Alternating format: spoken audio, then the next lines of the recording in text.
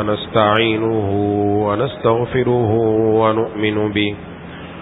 ونؤمن به ونتوكل عليه ونعوذ بالله من شرور أنفسنا ومن سيئات أعمالنا من يهده الله فلا مضل له ومن يضلله فلا هادي له ونشهد أن لا إله إلا الله وحده لا شريك له ونشهد أن سيدنا ومولانا محمدا عبده ورسوله صلى الله تعالى على خير خلقه محمد وعلى آله وأصحابه ومن تبعهم بإحسان إلى يوم القيامة أما بعد فأعوذ بالله من الشيطان الرجيم بسم الله الرحمن الرحيم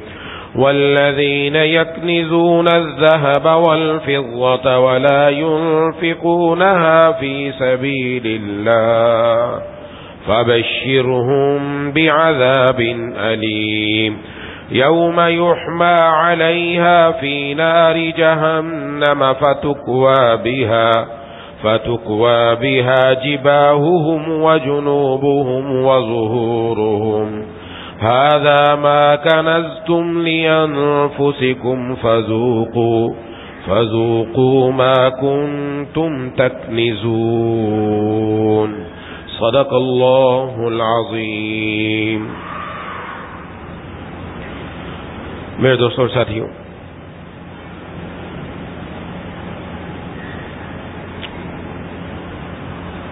ماہ رمضان المبارک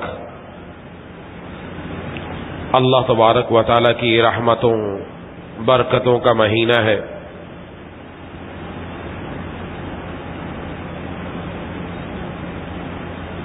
مسلمان اس میں کوشش کرتے ہیں کہ اپنی زکوٰۃ کی ادائیگی کر لیں۔ مالی عبادات میں سے ایک اہم عبادت زکوٰۃ ہے۔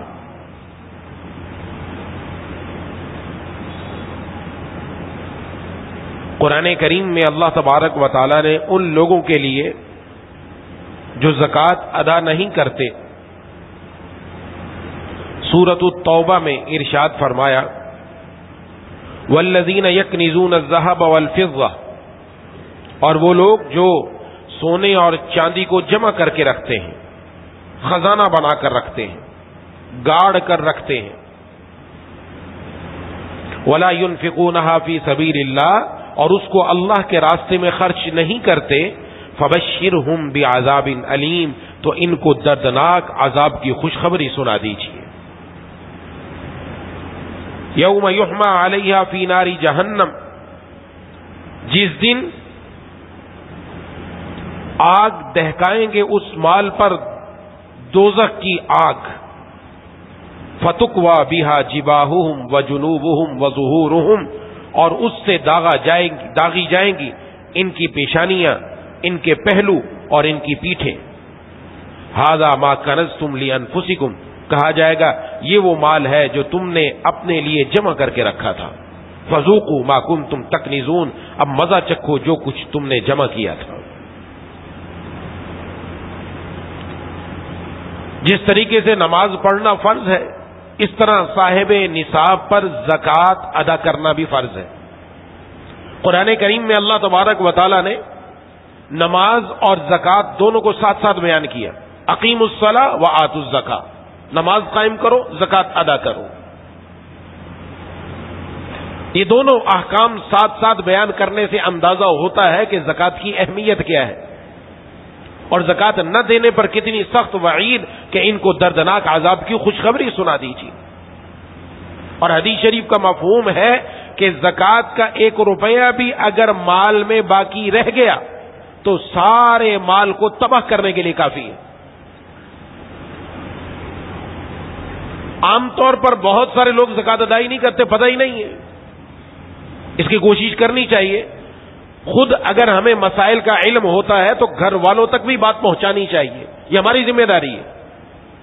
صرف گھر والوں کا خرچہ اٹھانا صرف اتنی ذمہ داری نہیں ہے کہ گھر والوں کا خرچہ اٹھایا، بیوی بچوں کا خرچہ اٹھایا، بیوی بچوں کو دین کی بات پہنچانا یہ بھی گھر والوں پر ہماری ذمہ داری ہے. ان کو بتانا کون بتائے گا؟ ہماری ذمہ داری ہے. اس میں ہماری پکڑ ہے اگر نہیں بتائی.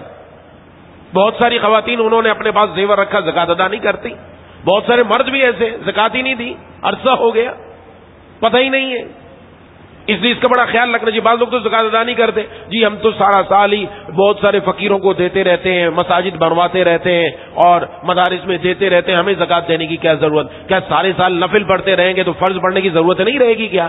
سارا سال آپ نفل پڑھتے رہو تو فرض نمازیں چھوٹ گئی، فجر بھی چھوڑ دو، ظہر بھی چھوڑ دو، عصر بھی چھوڑ دو، ضرورت ہی نہیں. فرض اپنی جگہ پر، نفل اپنی جگہ پر. سارا سال جو کچھ آپ نے کیا نفل کی نیت سے کیا، اس میں زکات کی نیت شامل تھی ہی نہیں اور مساجد میں زکات لگتی ہی نہیں، تو پھر زکات کیسے ادا ہوگی؟ زکات کو ادا کرنا تو ضروری ہے بھائی. زکات کے لیے نیت کا ہونا ضروری ہے. جب تک وہ نہیں ہوگی کیسے زکات ادا ہوگی؟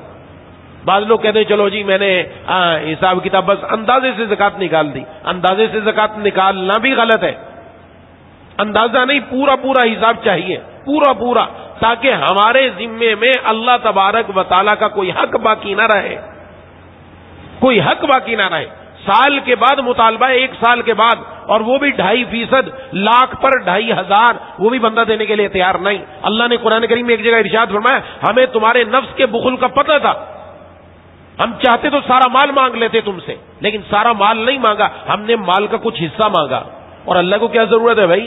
اللہ تبارک و تعالیٰ تو غنی ذات ہے، اللہ کی ذات بے پرواہ ہے، اللہ کو ہمارے مال کی ضرورت نہیں. یہ مال جو ہم دے رہے اس میں ہمارا ہی فائدہ ہے. اللہ نے ہمیں ہی نوازنے کے لیے یہ دیا کہ تم ہی یہ مال جن جگہوں پر دینا ضروری ہے وہاں دو. اس کے ذریعے اللہ تمہارے باقی مال کو پاک فرما کر، دلوں کو پاک فرما کر تمہارے لیے دنیا اور آخرت کے اندر اللہ تبارک و تعالیٰ اپنی نعمتیں عطا فرمائیں گے. یہ فائدہ ہمارا ہی ہے. پورا پورا حساب چاہیے، تو پورا پورا حساب کرنا یہ ضروری. نمبر 1. نمبر 2، زکوٰۃ کی تاریخ مقرر کرنا ضروری ہے. بعض لوگ میں جب دے دیا مجھے تو پتہ ہی نہیں سال کب پورا ہوتا ہے. کیوں پتہ نہیں بھائی؟ ہر چیز کا پتہ ہے. شادی کا پتہ ہوتا ہے، شادی فلاں تاریخ کوئی سال پورا ہو گیا، ہاں جی یہ تو پتہ ہے. یہ پتہ نہیں کہ زکوٰۃ کے نصاب کے لیے سال کب پورا ہوگا. یہ یاد رکھنا ضروری ہے.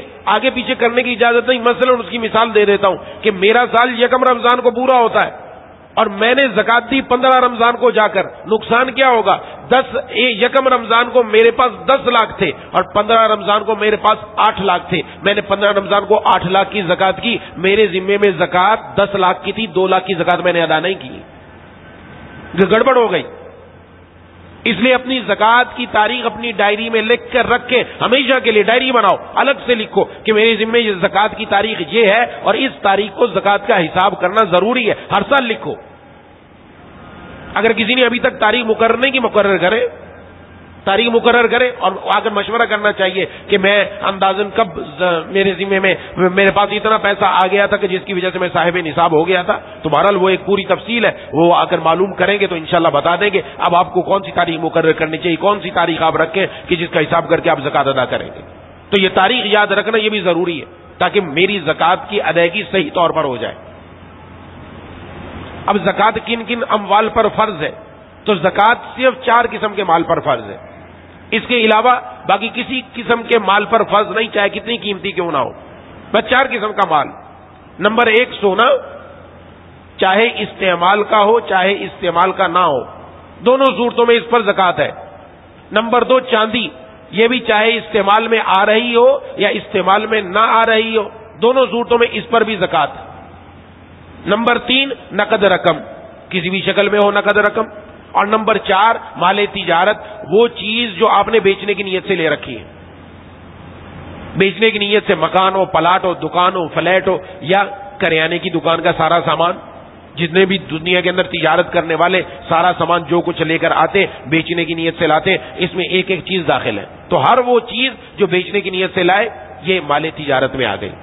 یہ 4 چیزیں ہو گئی، ان پر زکات. اس کے علاوہ کسی چیز پر زکات نہیں. اپنا گھر کا موٹر سائیکل ہے، اپنے استعمال کا ہے، اپنی کار استعمال کی ہے، ہاں جی گھر کے اندر واشنگ مشین ہے، گھر کے اندر سلائی مشین ہے، فریج ہے، گھر کے اندر آپ کے کپڑے ہیں پہننے والے، جو کچھ بھی رکھا ہوا ہے اس کے اوپر زکات نہیں ہے. زکات صرف 4 چیزوں پر. ان میں نمبر 1 سونے پر زکات ہے. اس کے نصاب کے اندر عموماً غلط فہمی رہتی ہے. ہر سال بہت سارے لوگ پوچھتے ہیں اگر کسی کے پاس صرف سونا ہے, سونے کے علاوہ بقیہ تینوں چیزیں نہیں ہیں جو میں نے عرض کر دی, چاندی, نقد رقم, مال تجارت, کچھ بھی نہیں ہے, صرف سونا ہے, تو 7.5 تولہ نصاب ہونا ضروری ہے. اگر 7.5 تولہ ہوگا تو زکات فرض ہے, اگر 7.5 تولہ نہیں تو زکات فرض نہیں. کب؟ جبکہ سونے کے ساتھ نہ نقد رقم میں 1 روپیہ موجود ہے, نہ چاندی کی کوئی چیز موجود ہے, نہ مال تجارت موجود ہے, تینوں چیزیں نہیں. لیکن اگر سونے کے ساتھ میرے پاس نقد رقم میں کچھ موجود ہے, چاہے وہ 1 روپیہ ہو, چاہے 5 روپیہ, 10 روپیہ, 50 روپیہ, 100 روپیہ, یا میرے پاس چاندی موجود ہے سونے کے ساتھ, یا میرے پاس مال تجارت موجود ہے, اگر سونے کے علاوہ بقیہ 3 چیزوں میں سے کوئی بھی چیز موجود ہوگی تو اب اگر 1 تولہ سونا بھی ہوگا تو اس پر بھی زکات لگ جائے گی آج کل کے حساب سے, کہ 1 تولہ سونے کی قیمت اور دوسری چیز دونوں ملائیں گے, وہ مالیت اتنی بن جاتی ہے جو 52.5 تولہ چاندی کی مالیت کے برابر ہو جاتی ہے, اس پر زکات دینا پڑے گی. یہ ذہن میں رکھیں کہ گھروں میں جا کے عورتوں کو بھی بتانا چاہیے. بعض عورتیں کہ میرے پاس تو 2 تولہ ہی سونا ہے, اور کوئی کہتے میرے پاس 6 تولہ سونا ہے, 7.5 تولہ نہیں. 6 تولہ تو بڑی مقدار ہے بھائی, اور 6 تولہ کے ساتھ عام طور پر عورتوں کے پاس کچھ نہ کچھ جمع پونجی ہوتی ہی ہے. کوئی 500 روپیہ, 100 روپیہ, 200 روپیہ, 1000 روپیہ ان کے پاس موجود ہوتا ہے, تو زکات فرض ہو گئی بھائی. اس کا خیال رکھنا بڑا ضروری ہے. اور اس میں چاہے استعمال میں چاہے استعمال میں نہیں ہے. حدیث شریف میں خواتین کے بارے میں جناب نبی کریم صلی اللہ علیہ وسلم نے پوچھا کہ یہ جو کنگن پہنے ہوئے ان کی زکات ادا کرتی ہو؟ پہنے ہوئے تھے استعمال کے, کہا نہیں. فرمایا کہ ان کے بدلے قیامت کے دن اللہ تعالیٰ آگ کے کنگن پہنائیں گے اگر ان کی زکات ادا نہیں کی, یہ کنز میں آ جائیں گے. تو استعمال کا ہو چاہے ویسے ہی رکھا, ہر صورت میں زکات ہے. اس میں یہ ذہن میں رکھنا ضروری ہے کہ سونا کس کی ملکیت ہے. میاں بیوی کی ملکیت الگ الگ ہے شرعاً, شوہر کی ملکیت الگ ہوگی, بیوی کی ملکیت الگ. جو زیور بطور مہر کے بیوی کو دے دیا جائے, یا بیوی اپنے ماں باپ کے گھر سے جو زیور لے کر آئی اس کی مالک بیوی ہی ہے, وہ اس کی ملکیت ہے. اور جو زیور سسرال والوں کی طرف سے دیا جاتا ہے اس میں ہمارے معاشرے میں دونوں قسم کی بات پائی جاتی ہے. بعض جگہ یہ عرف ہے کہ وہ بھی بیوی کو دے دیتے ہیں مالک بنا کر کہ یہ بھی تمہارا ہے, سسرال کی طرف سے بھی, تو وہ بھی بیوی کا ہوا. اور بعض جگہ پر مالک بنا کر نہیں دیتے بلکہ پہننے کے لیے دیتے کہ پہنتے رہو لیکن زیور ہمارا ہے, یعنی سسرال والے اپنے پاس ہی رکھتے ہیں, ملکیت ان کی اپنی ہوتی ہے. تو اس صورت میں وہ سسرال والوں کی ملکیت میں, تو اس کی زکات پھر سسرال والوں پر ہوگی. تو جو بیوی کی ملکیت میں سونا ہوگا اس کی زکات بیوی ادا کرے گی, جو شوہر کی ملکیت میں اس کی شوہر ادا کرے گا. اور عموماً بیوی کی ملکیت میں اتنی زیادہ رقم اس کے پاس موجود نہیں ہوتی, شوہر ہی عموماً اس میں معاونت کرتا ہے اور وہ اپنی رقم سے اس کی زکات ادا کرتا ہے. تو اگر شوہر اس کی معاونت کرتا ہے اور زکات ادا کر دیتا ہے تو درست ہے, بیوی کی اجازت سے ادا کر سکتا ہے. دوسری چیز ہے چاندی. چاندی 52.5 تولہ چاندی کا ہونا ضروری. اگر صرف چاندی ہے, چاندی کے علاوہ سونا بھی نہیں ہے, نقد رقم بھی نہیں ہے, مال تجارت بھی نہیں ہے, تینوں چیزیں نہیں, صرف چاندی ہے, تو جب تک 52.5 تولہ نہیں ہوگی زکات نہیں. اس سے کم ہے زکات نہیں ہوگی. لیکن اگر 52.5 تولہ چاندی سے کم تولہ, کسی کے پاس 10 تولہ چاندی ہے, 5 تولہ چاندی ہے, لیکن ساتھ سونا بھی موجود ہے, ساتھ نقد رقم بھی موجود ہے, ساتھ مال تجارت بھی موجود ہے, تو پھر اب ان سب کی مالیت لگائی جائے گی.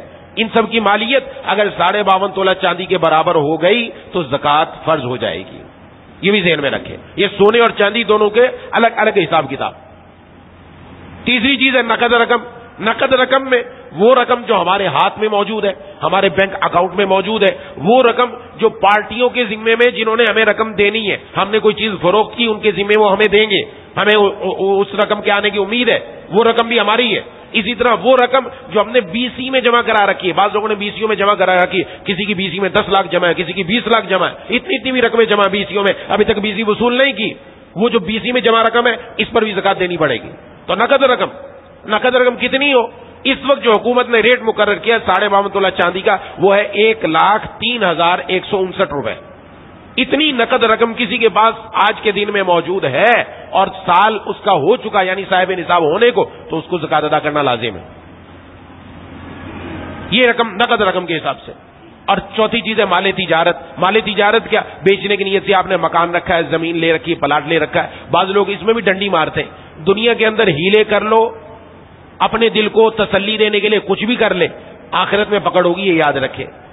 ایک گھر اپنا بنا ہوا ہے, عالی شان محل ہے, بنگلہ بنا بڑا ہے, اور کہا کہ میں نے 10 اور پلاٹ بھی اپنی رہائش کے لیے خریدے. عقل کام کرتی ہے؟ تو نے رہائش کے لیے خریدی ہے؟ تیرا کنبہ اتنا لمبا چوڑا ہے کہ وہاں جا کر رہے گا؟ اتنا بڑا بنگلہ جس کے اندر پہلے ہی گھر کے کمرے خالی رہتے، لوگ پورے موجود نہیں ہیں، اور کہتا ہے میں نے 10 اور پلاٹ بھی اپنی رہائش کے لیے لیے. اور کیوں؟ اس لیے کیوں کہتا ہے؟ یہ سن رکھا ہے مسئلہ، جو رہائش کے لیے ہوگا اس پر زکات نہیں، اس لیے میرے ذمہ زکات نہیں. تو ٹھیک ہے، آپ اپنے دل کو تسلی دے دو، شرعاً آپ کے ذمہ زکات لازم ہے، اس لیے کہ آپ کے دل کی نیت یہ ہے کہ میں نے بیچنا ہے. کون یہ پلاٹ اس طرح لے کر رکھ دیتا ہے کہ میں اس میں رہائش کروں گا؟ یہ کوئی دماغ میں آنے والی بات ہی نہیں، عقل مندی کی بات ہی نہیں ہے. تو اگر کسی کے پاس اس طرح زائد پلاٹ موجود ہے اور بیچنے کی نیت سے لے رکھے تو زکات ادا کرنا لازم. مکان ہو، فلیٹ ہو، زمین ہو، کوئی بھی چیز ہو، یا کریانی کی دکان ہے، یا اور کسی بھی چیز کی دکان ہے جو سامان بیچا جاتا ہے. ہزاروں دکانیں ہیں بازار کے اندر، مختلف قسم کی، مختلف آئٹم کی. ہر آئٹم کی قیمت لگائی جائے گی. اور قیمت کون سی لگائی جائے گی؟ قیمت خرید نہیں، قیمت فروخت لگائی جائے گی. زمین آپ نے خریدی تھی 10 لاکھ کی، اب اس کی ویلیو 15 لاکھ ہے، 15 لاکھ پر زکات دیں گے.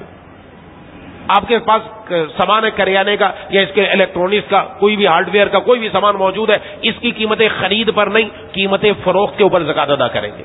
اس کے لیے دکان ایک دن بند کرنا پڑے کر دو، لیکن حساب پورا کرو، ایک ایک چیز کا حساب کرو. حساب کر کے جو زکات ادا کرتا ہے، آج بھی الحمدللہ ایسے لوگ موجود ہیں جو 2 دن 3 دن تک اپنے دکان کو بند رکھتے اور خرید و فروخت نہیں ہوتی ان کے ہاں.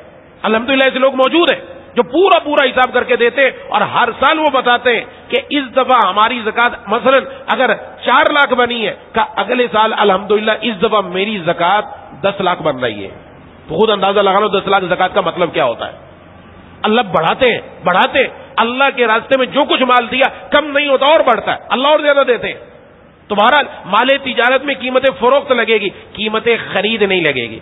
یہ 4 چیزیں جن پر زکات لازم ہے. اس کے علاوہ بقیہ کسی چیز پر زکات نہیں. گھر کے اندر فرنیچر ہے، گھر کے اندر آپ کا کوئی بھی سامان پڑا ہوا ہے، اس کے اوپر زکات نہیں ہے. زکات کے لیے یہی 4 چیزیں. ہاں، قربانی، صدقۃ الفطر، یہ الگ حکم ہے، ان کے مسائل الگ ہیں، ان کے لیے الگ بات بتائی جائے گی.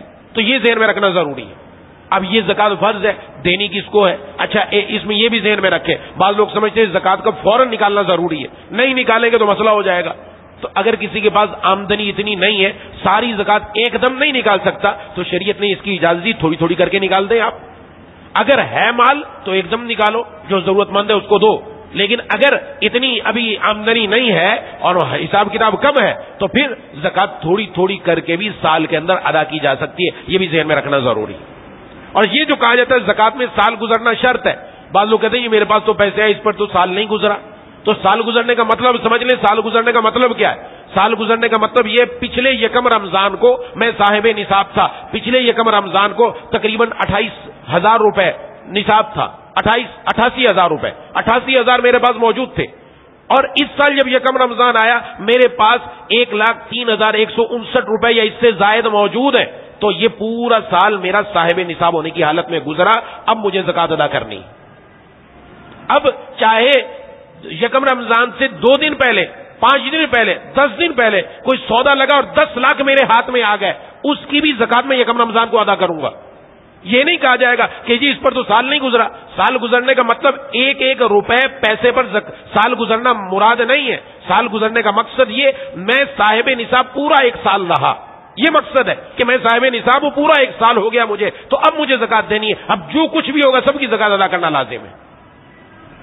پھر اب زکات کس کو دی جائے؟ ہر جگہ زکات نہیں لگتی، ہر جگہ دینے سے ادا نہیں ہوتی. شریعت نے اس کے لیے بھی مقرر کیا. قرآن کریم میں اللہ تبارک و تعالی نے 8 مصارف بیان کیے جن میں زکات لگ سکتی ہے کہ ان کو زکات دو. بعض لوگ مسجد میں زکات دے دی، مسجد میں صدقہ فطر دے دیا، دونوں نہیں لگتے، مسجد میں نہیں لگتے.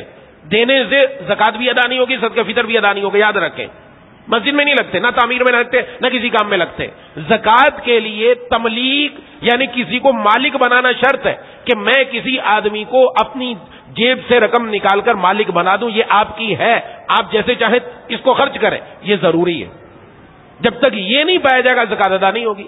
اس طرح کہ کوئی آدمی انتقال کر گیا، اس کے کفن کے لیے پیسہ نہیں ہے، کہا زکات کی رقم سے کفن دے دے، نہیں دے سکتے کفن، اس کو کفن دینے کی اجازت نہیں، زکات کی رقم سے یہ کام نہیں ہوگا. سڑکیں ٹوٹی ہوئی ہیں، زکات کی رقم سے سڑک بنوا دے، نہیں بن سکتی، یہ کام نہیں ہوگے، یہ زکات کی رقم سے نہیں ہوتے. تو زکات کی رقم کے لیے مستحق کون ہوتا ہے یہ سمجھ لیں. مستحق وہ شخص ہے جس کی ملکیت میں 5 چیزیں شمار کی جائیں گی. 5. نمبر 1 سونا، نمبر 2 چاندی، نمبر 3 نقد رقم، اور نمبر 4 مال تجارت. یہ تو وہی آ گئی زکات والی. اور نمبر 5 ضرورت سے زائد سامان. ضرورت سے زائد سامان یہ 5ویں چیز ہے. ضرورت سے زائد سامان کسی بھی صورت میں ہو. گھر میں بہت سارے برتن، بہت سارے بستر، فرنیچر، یا 2 گاڑیاں، ایک گاڑی کھڑی ہے، ایک گاڑی استعمال میں آ رہی ہے. جو گاڑی کھڑی ہے وہ ضرورت سے زائد ہے. 4 موٹر سائیکل کھڑی ہیں، 2 استعمال میں آ رہی، 2 نہیں آ رہی، ضرورت سے زائد ہے. پلاٹ لے رکھا ہے، اپنا گھر بھی موجود ہے، ایک پلاٹ لے رکھا ہے، ضرورت سے زائد ہے. یا بعض لوگ ایسے بھی ہوتے ہیں، یہ بھی ذہن میں رکھے کہ اس نے پلاٹ تو لیا گھر بنانے کے لیے، لیکن فی الحال پیسہ ہی نہیں ہے گھر بنائے. گھر بنانے کے لیے پیسہ نہیں ہے اس کے پاس، لیکن اس کے اگرچہ خود کرائے پر رہتا ہے، اب وہ اس کا جو پلاٹ ہے نا وہ ضرورت سے زائد کہلائے گا. اس کی ضرورت نہیں ہے، ضرورت سے زائد کہلائے گا. اگر وہ کسی کے پاس موجود ہے تو وہ مستحق نہیں رہتا اگر اس کی مالیت 1,03,159 روپے آج کے حساب سے بن جائے. یہ ذہن میں رکھنا ہے. تو مستحق کی زکات یہ 5 چیزیں، ان میں سے 2 یا ان میں سے 3 یا ان میں سے 4 یا 5 موجود ہو اور ان کی مالیت 1,03,159 روپے بن گئی، یہ بندہ مستحق نہیں رہے گا، اس کو زکات نہیں دے سکتے. بہت سارے لوگ ہوتے ہیں وہ اپنی کچھ جمع پونجی کرتے رہتے ہیں، کمیٹی ڈالتے رہتے ہیں، BC ڈالتے رہتے ہیں. اگر انہوں نے کمیٹی اور BC ڈال رکھی ہے تو اس کے اندر اگر 1 لاکھ سے اوپر رقم ہو چکی ہے، 1.5 لاکھ ہو گئی، 2 لاکھ ہو گئی، تو یہ مستحق زکات نہیں رہتا، اس کو زکات دینا جائز نہیں ہے. یہ ذہن میں رکھیں. اس لیے مصرف جس جگہ حکم اقیم الصلاح کے بعد آتوا الزکاۃ، زکات ادا کرنے کا حکم ہے، زکات پھینکنے کا حکم نہیں ہے، پھینک دو اٹھا کر، نہیں، ایسا نہیں ہے. نماز جیسے ہم اہتمام سے اس امام کے پیچھے پڑھتے ہیں جو حضور صلی اللہ علیہ وسلم کی صورت اور سیرت کے مطابق ہو، اگر اس کے چہرے پر سنت رسول نہیں ہے تو ہم اس کو امام بنانے کے لیے تیار نہیں ہوتے. کیوں؟ قاعدہ ہے، ضابطہ ہے. تو زکات پھینکنے کا حکم نہیں ہے کہ اٹھا کے جو آیا دے دو. بہت سارے لوگ اب راشن بناتے یہ رمضان کے اندر اور لائن لگا کے جو آیا اس کو دے رہے ہیں. اب اس میں مستحق زکات بھی آ رہا ہے، غیر مستحق زکات بھی آ رہا ہے. زکات ہی نہیں ادا ہوگی، کیسے آپ زکات دے رہے ہیں بھائی؟ افطاری کا سامان بانٹ رہے ہیں، افطاری کا سامان آپ کس کو دے رہے ہیں؟ مستحق زکات تک پہنچے گا، زکات ادا ہوگی. افطاری کا سامان غیر مستحق زکات تک پہنچا، زکات ہی ادا نہیں ہوگی. اس کا خیال رکھنا ضروری ہے. مصرف تک پہنچانا ضروری ہے کہ مصرف تک پہنچ جائے. اور مصرف خود آپ دیکھ لیں، اس آدمی کے احوال دیکھ لیں، دائیں بائیں سے معلومات کر لیں، کچھ پتہ چل جائے گا. دل گواہی دے دے، دل میں یقین آ جائے، غلبہ ظن ہو جائے کہ یہ بندہ مستحق ہے، تو آپ زکات دے سکتے ہیں. اگر نہیں ہے تو ہرگز نہ دیں. ایسے نہیں کہ پھینک دو اٹھا کر، نہ زکات جس طرح نکالنا ضروری، مصرف تک پہنچانا بھی ضروری. چند رشتے ہیں، 2 رشتے ہیں جن کو زکات نہیں دے سکتے، اس کے علاوہ آپ باقی ہر جگہ زکات دے سکتے ہیں. وہ 2 رشتے کون سے؟ شوہر بیوی کو زکات نہیں دے سکتا، بیوی شوہر کو زکات نہیں دے سکتی. یہ دونوں آپس میں ایک دوسرے کو زکات نہیں دے سکتے. ہاں، بیوی کے پاس اگر رقم ہے وہ نفلی صدقہ کرنا چاہتی ہے تو وہ نفلی صدقہ شوہر پر کر سکتی ہے.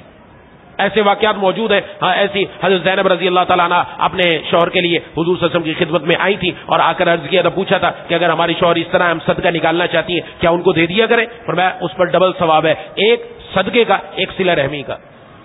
تو شوہر کو نفلی صدقہ دے سکتی ہے. اس طرح بیوی کے پاس کچھ نہیں ہے، بیوی شوہر اگر کچھ مدد کرنا چاہتا ہے نفلی صدقے طور پر کر سکتا ہے، لیکن زکات نہیں دے سکتے. شوہر بیوی کو نہیں دے سکتا، بیوی شوہر کو نہیں. دوسرا رشتہ اصول اور فروع. اصول اور فروع کیا کہلاتے ہیں؟ کہ ہم اپنے سے اوپر نسب کے اندر جتنے لوگ ہیں ان کو زکات نہیں دے سکتے. والد کو، والدہ کو، دادا دادی، نانا نانی، پھر دادا کے اوپر چلے جو پردادا پردادی، پرنانا پرنانی، اوپر تک کسی کو بھی زکات دینا جائز نہیں. ایسے نیچے بھی زکات نہیں دے سکتے. بیٹے کو بیٹی کو، پوتے کو پوتی کو، نواسے کو نواسی کو زکات دینا جائز نہیں. اگرچہ وہ مستحق ہو، زکات اپنی نہیں دے سکتے ان لوگوں کو. یہ وہ لوگ ہیں جن کو زکات دینے کی اجازت نہیں. اس کے علاوہ دائیں بائیں دے سکتے. بھائی کو زکات دینا چاہے، بھائی بہن کو زکات دینا چاہے دے سکتے ہیں، پھپھی کو، خالہ کو، چچا کو، دائیں بائیں سب دے سکتے ہیں. لیکن یہاں یہ جو رشتے ہیں ان رشتوں میں ایک دوسرے کو زکات دینے کی اجازت نہیں. اور یہ بھی بعض لوگ عموماً پوچھتے رہتے ہیں کہ اگر میرے سے کسی نے قرض لیا تھا، اب اس کی پوزیشن نہیں، قرض دینے کی حالات ایسے آ گئے، اب وہ مستحق کی زکات بنا ہوا ہے، اس کی پوزیشن ایسی ہے کہ اس کے ہاتھ سے سب کچھ نکل گیا، اب میں وہ قرض زکات کی نیت سے معاف کر دوں اس کو تو میری زکات ادا ہو جائے گی. تو یہ سمجھے زکات ادا نہیں ہوگی. قرض معاف کر دینے سے زکات ادا نہیں ہوگی. کیوں؟ اس لیے کہ جس وقت ہم نے اس کو رقم دی تھی ہم نے قرض کی نیت سے دی تھی، زکات کی نیت سے نہیں دی تھی. اور زکات دیتے وقت نیت کا ہونا ضروری ہے. زکات کی نیت کی ہی نہیں تھی تو قرض دیا تھا, اب تو وہ کھا پی کر ختم کر چکا, اس کے پاس پیسے ہی نہیں ہے, تو اب ہم کہیں کہ میں اس کو قرض کو زکات میں معاف کر دوں, نہیں ہوگا, ایسے نہیں ہو سکتا. یہ زکات آپ کو اپنی الگ سے نکالنا ہی ہوگی. یہ والا قرض اس کو معاف کر کے زکات میں شمار نہیں کر سکتے. بات سمجھتے ہیں گھر میں بیوہ خاتون ہے, بیوہ خاتون شاید یہ مستحق زکات ہے. بعض بیوہ خاتون ایسی بھی ہیں کہ بس وہ جمع ہی کر رہی ہیں اور ٹھیک ٹھاک پیسہ جمع ہے, ہر سال زکات لے رہی ہیں, بہت سارے لوگوں سے لے رہی ہیں. ایسے بہت سارے واقعات ہیں میرے سامنے. یہ ہمیشہ یاد رکھیں, بیوہ ہونا مستحق زکات ہونے کی علامت نہیں. بیوہ ہونا مستحق زکات ہونے کی علامت نہیں. یتیم ہونا مستحق زکات ہونے کی علامت نہیں. مستحق زکات وہی ہے جو میں تفصیل سے عرض کر چکا, جس کے پاس سونا چاندی نقد رقم مال تجارت ضرورت سے زائد سامان یہ 52.5 تولہ چاندی کی مالیت کے برابر نہ ہو اور وہ سید بھی نہ ہو تو آپ زکات دے سکتے ہیں. لہذا اگر وہ بیوہ کے پاس اتنا مال موجود ہے, اس کے پاس زیور موجود ہے, ہم زکات نہیں دے سکتے. یتیم کے پاس اتنا مال موجود ہے, زکات نہیں دے سکتے. مستحق ہے تو زکات دیں. ایسے بہت سارے لوگ شادی کے لیے زکات کا مطالبہ کرتے ہیں اور عموماً بہت سارے لوگ زکات ہی کی مد میں شادی کی دے دیتے ہیں رقم. یہ بھی یاد رکھیں, جو والدین زکات کی مد میں پیسہ جمع کر رہے ہیں نا, تو ظاہر ہے انہوں نے ہم سے ہی نہیں مانگا, 2-4 اور لوگوں سے بھی مانگا, 2-4 اور لوگوں سے بھی مانگا. ان کی ملکیت میں اگر 1,03,159 روپے آ گئے, اس کے اوپر جتنا پیسہ آئے گا کسی کی بھی زکات ادا نہیں ہوگی. یہ یاد رکھیں. اس لیے ہمیشہ یہ بڑا اس کا دھیان رکھنا پڑتا ہے کہ میں زکات جو دے رہا ہوں وہ مستحق زکات تک پہنچ رہی کہ نہیں پہنچ رہی. جب تک یہ دھیان نہیں رکھا جائے گا کام نہیں بنے گا. مستحق زکات تک, مصرف تک زکات پہنچانا یہ ہماری ذمہ داری ہے. اس کے بغیر زکات ادا نہیں ہوتی. اس کا خیال رکھنا یہ انتہائی ضروری ہے. لہذا جب بھی کہیں دینا ہو تو پہلے تحقیق کر لی جائے. نہیں پتہ چلتا تو جا کر دارالفتہ سے, مفتی صاحب سے, کسی سے معلوم کر لیا جائے کہ میں اس طرح فلاں آدمی کو زکات دینا چاہتا ہوں, اس کی یہ پوزیشن ہے, آیا میں دے سکتا ہوں کہ نہیں دے سکتا. وہ آپ کو بتا دیں گے کہ یہ حالات اگر ہے تو دینے کی صورت تو دے سکتے ہیں, نہیں دینے کی صورت تو نہیں دے سکتے. یہ ساری بات بتا دی جائے گی. اس کو سامنے رکھنا ضروری ہے. اور بعض لوگ ایسا بھی کرتے ہیں کہ بھائی زکات سے بچنے کے لیے ہیلا کیا کہ بیوی کہتی ہے میں نے اپنا زیور اپنے بچوں کے نام کر دیے تو بچوں کے لیے رکھے, شادی کے لیے رکھے, بچوں کی شادی ہوگی, بچیوں کی شادی ہوگی, اس میں دیں گے. بچوں کی شادی ہوگی, بچیوں کی شادی ہوگی, آپ نے رکھے تب بھی زکات آپ کے ذمہ لازم ہے. یاد رکھو. کیوں؟ اس لیے وہ دیے نہیں. استعمال تو روز کر رہی ہیں, ہر فنکشن کے اوپر پہن کر جا رہی ہیں, استعمال تو خود کر رہی ہیں اور نام بچوں کا لا رکھا کہ بچوں کا. بچوں کو جو چیز دے دی جائے نا, یاد رکھے ماں باپ کے لیے بھی استعمال کرنا جائز نہیں. یہ ذہن میں رکھنا. بچوں کو جو چیز ہم نے گفٹ دے دی وہ اس کی ہو گئی, پھر وہ سنبھال کے رکھی جائے گی, لکھ کر رکھا جائے گا. بچے کے بالغ ہونے کے فوراً بعد بتا دیا جائے گا یہ بیٹا تیری ملکیت میں یہ زیور ہے, یہ سونا ہے, یہ نقد رقم ہے, یہ چیز ہے, تاکہ اس بچے کے اوپر جو شرعی احکام ہے وہ لاگو ہو جائے, پتہ چل جائے اس کو. یہ مطلب نہیں ہے میں نے زبان سے بول دیا بس ختم نہیں ہوگی کہانی, زکات دینی پڑے گی. استعمال تو کر رہے ہیں, استعمال تو چھوڑا نہیں, تو زکات کیسے ختم ہو جائے؟ ایسے نہیں ہو سکتا. اس کا خیال رکھنا بھی ضروری ہے کہ عموماً ایسا کر لیتے ہیں چلو یہ معاملہ ٹھیک ہو جائے گا, ایسے نہیں بنے گا. اور اگر کہتے ہیں جی زیور کے پاس زکات ادا کرنے کے لیے پیسہ ہی نہیں ہے, تو پیسہ نہیں ہے, زیور میں سے کچھ بیچ دیا جائے. زیور کچھ بیچ کر جو رقم آئے گی زکات ادا کر دی جائے. اور یہ بظاہر کم ہو رہا ہے. یہ میں چند دن پہلے بھی عرض کر چکا صدقے کے اندر کہ جناب نبی کریم صلی اللہ علیہ وسلم نے فرمایا کہ اللہ کے راستے میں مال دینے سے مال کم نہیں ہوتا. نظر آ رہا ہے کم ہوتا ہوا, لیکن جس کا اللہ کی ذات پر ایمان اور یقین ہے, جس کا آخرت کے اوپر یقین ہے, اس کو یہ یقین ہے یہ مال کم نہیں ہو رہا, اللہ اس کے اندر خوب بڑھوتری عطا فرمائیں گے. اب چاہے بڑھوتری ظاہری ہو جائے چاہے بڑھوتری بعد میں ہو جائے. جیسے مثلا ہم نے 1 لاکھ میں سے 2,500 نکال دیا, بظاہر کم ہو گیا. 100 روپے میں سے ہم نے پیسے نکال دیے, 10 روپے صدقہ کر دیے, اللہ کے راستے میں دے دیے, بظاہر کم ہو گئے, 90 ہو گئے. ایک کے پاس 100 ہے لیکن اس کا 100 وہ کام نہیں کرتا جو اس بندے کے 90 سے اللہ 1000 والا کام نکال دیتے ہیں. اس کے 90 اللہ ایسی جگہ لگوا دیتے جہاں سے فائدہ ہی فائدہ پہنچتا ہے, دنیا کا بھی اور آخرت کا بھی. یہ اللہ تعالیٰ کی طرف سے. اس لیے اس میں گھبرانا نہیں چاہیے. ہمیشہ اپنے آپ کو واضح کرنا چاہیے کہ میری مالی پوزیشن کیا, مجھے پتا ہونا چاہیے میری مالی استطاعت کیا ہے. اور گھر میں بتائیں بیوی کو بھی اس کا سال کب ہو, جس دن اس کی شادی ہوئی, عموماً شادی والے دن بچی کو زیور دے دیا جاتا ہے. وہ عموماً اس دن صاحب نصاب بن جاتی ہے. زیور جو کچھ بھی اس کے پاس آتا ہے تو اس کی گویا شادی کی تاریخ اس کی صاحب نصاب بننے کی تاریخ ہے. ان کی تاریخ اس طرح مقرر کی جا سکتی ہے. ان کو بھی کہو کہ وہ بھی لکھ کر رکھیں. آپ کی تاریخ آپ کے ذمہ زکات لازم بنتی, آپ بھی اپنی تاریخ لکھ کر رکھیں کہ میرے ذمے میں کیا بنتا ہے, لہذا اس کو ذہن میں رکھا جائے. اور یہ سوال بھی کیا جاتا ہے کہ زکات دیتے ہوئے کہ بتانا ضروری ہے کہ یہ زکات کی رقم ہے. بہت سارے سفید پوش لوگ ہوتے ہیں وہ زکات وصول نہیں کرتے. وہ ظاہر ہے ہر انسان کا ضمیر ہے، احساس ایک دل کے اندر ہوتا ہے، اس لیے وہ زکات لینے کے لیے تیار نہیں ہوتے کہ فوراً لے لیں. اس لیے اگر ہم ان کو یہ کہیں بغیر کہ یہ زکات نہیں بتائیں، بلکہ یہ کہ یہ میری طرف سے ہدیہ ہے، یہ میری طرف سے گفٹ ہے، نیت دل میں زکات کی ہے، زبان سے آپ ہدیہ کہہ دیں، گفٹ کہہ دیں، عیدی کہہ دیں، کچھ بھی لفظ بول دیں، وہ دے دیا تو زکات ادا ہو جائے گی. زکات کے لیے نیت کا ہونا ضروری ہے، زبان سے کہنا ضروری نہیں ہے کہ زبان سے کہا جائے تب زکات ادا ہوگی ورنہ زکات ادا نہیں ہوگی، ایسی کوئی بات نہیں. یہ چند اہم اور موٹی موٹی باتیں تھی جو میں نے عرض کر دی. مزید اس کے بارے میں کوئی اپنی ذاتی حالت ہے، کوئی اور مسائل ہیں تو وہ الگ سے معلوم کیے جا سکتے ہیں. دعا ہے کہ اللہ تعالیٰ ان باتوں کو صحیح طور پر سمجھنے کی، اس پر عمل کرنے کی توفیق عطا فرمائے. وآخر دعوانا الحمدللہ رب العالمین.